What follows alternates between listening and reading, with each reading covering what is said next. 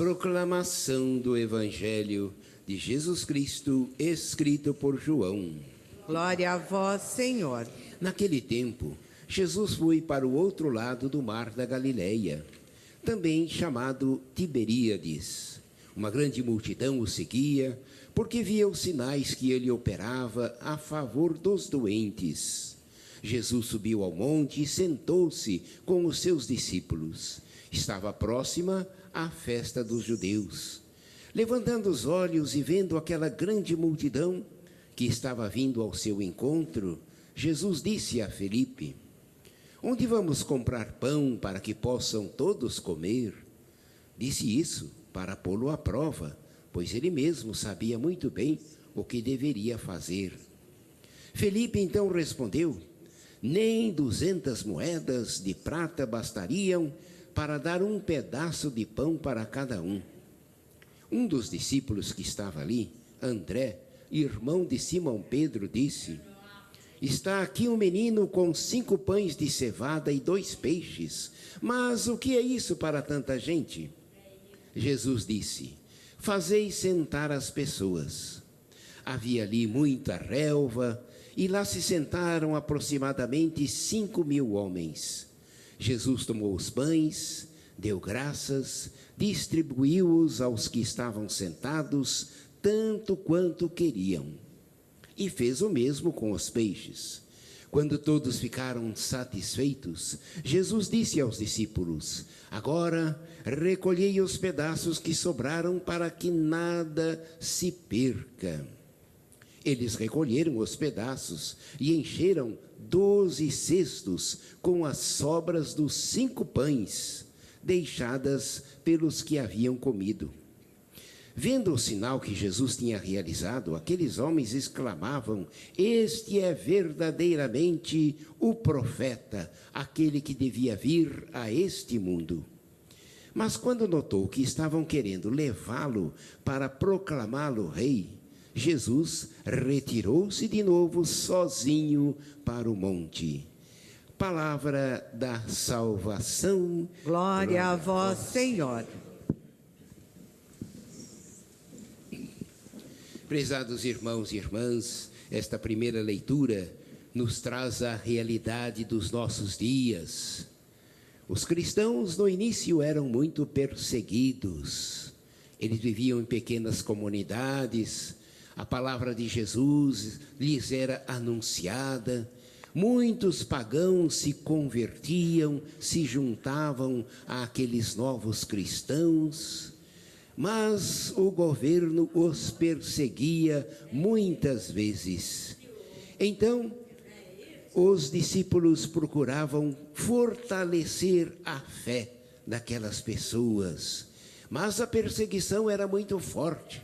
Os cristãos eram presos, os apóstolos eram presos e interrogados, mas eles não obedeciam à palavra de Jesus, à palavra dos imperadores. Eles obedeciam primeiro o ensinamento de Jesus. Ide, anunciai a todos os povos, formai pequenas comunidades para viverem a fé e prestarem serviço aos irmãos. E aqui nós vemos nesta leitura, nesse texto de hoje, uma situação muito interessante para nós. Gamaliel, um homem importante do Sinédrio, que vai defender os cristãos. Também na nossa sociedade a gente vê muitas pessoas, muitos cristãos, muitos católicos que dão testemunho, que não fazem diferença, discriminação, que respeitam a fé de outras pessoas. Então, a sabedoria de Gamaliel os leva a ajudar as pessoas, aquele sinédrio, ajudar a dar uma decisão boa.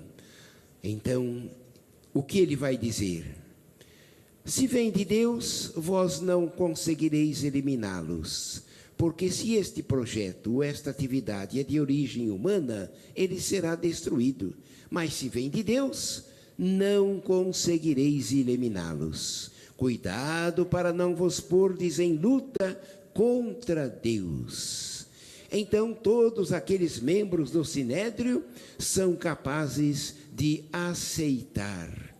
E eles, apesar de aceitarem, levam os apóstolos para serem açoitados, mas, ao mesmo tempo, os libertam para continuarem a sua missão.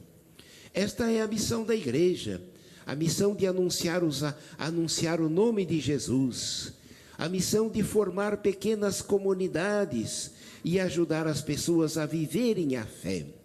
Eu sempre coloco lá na nossa comunidade cristã a importância daqueles que coordenam, daqueles que animam, para ajudar com que as pessoas que vêm à missa façam uma experiência de fé, para que vivam ali unidos e sintam a presença de Jesus ressuscitado no seu meio. Então a música, as leituras, os gestos, a maneira como é proclamada a palavra de Deus, tudo deve levar as pessoas a fazer uma experiência de fé.